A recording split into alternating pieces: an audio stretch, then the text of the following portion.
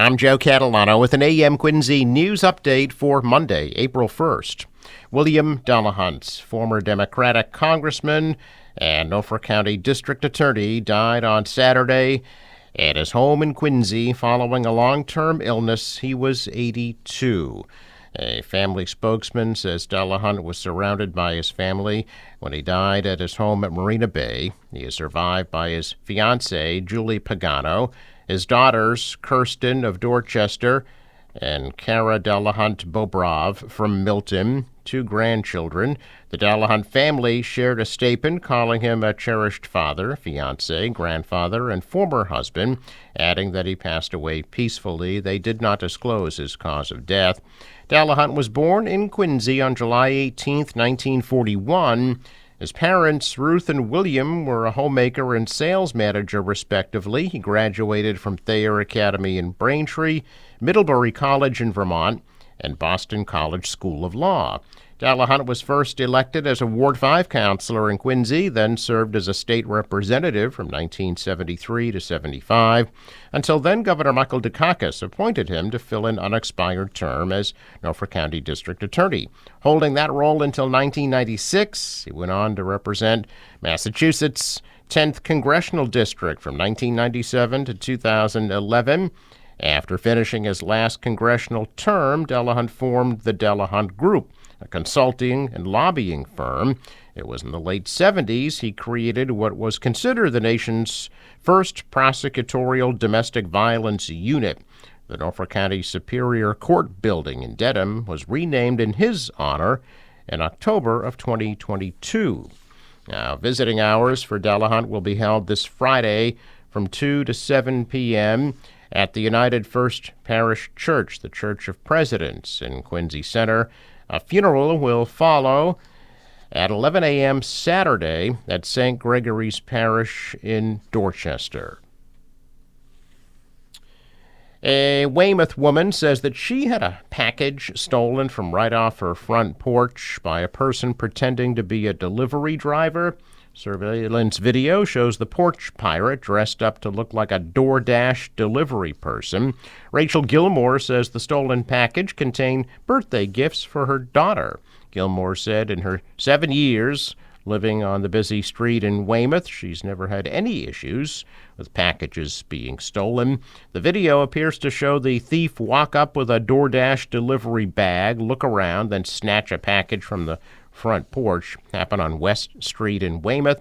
Gilmore says she can't believe the suspect would be so brazen. She says her neighbor also had a package stolen last week. Says she is no longer having any packages delivered to her house.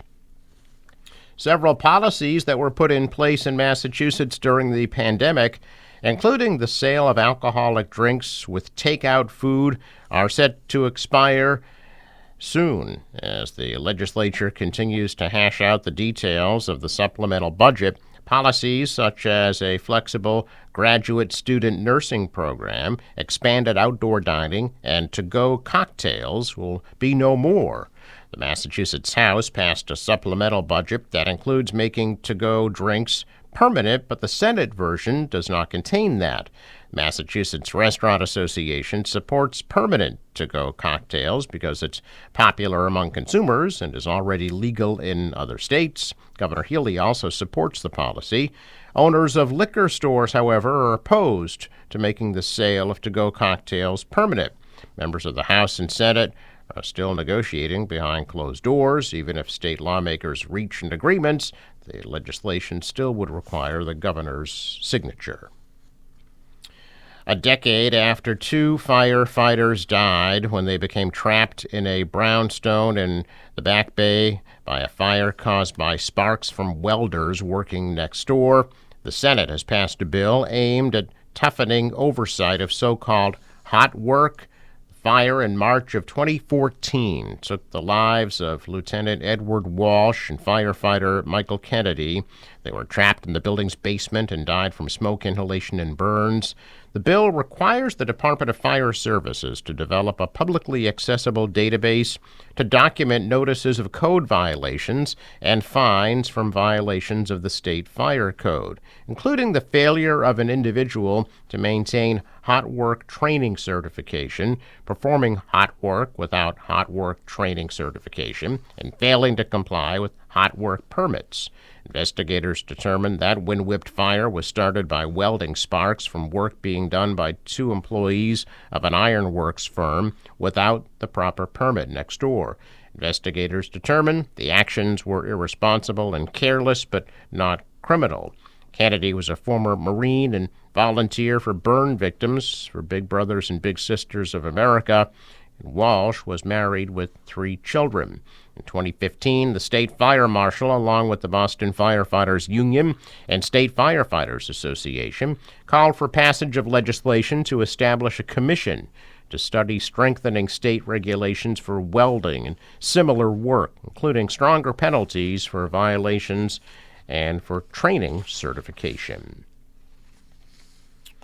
A check of business news this morning, and stocks opened the day in positive territory. The Dow up 114, the Nasdaq rising 91, the S&P adding 18. Asian stocks are mixed. The dollar rose, the euro was down, oil at $83 a barrel. In sports, Celtics are in Charlotte against the Hornets tonight at 7 o'clock. Bruins will be in Nashville tomorrow night at 8. National Weather Service forecast today, mix of sun and clouds, high 58 degrees, cloudy tonight, low of 33. Scattered showers tomorrow with a high of 48, and a wintry mix on Wednesday with a high 38.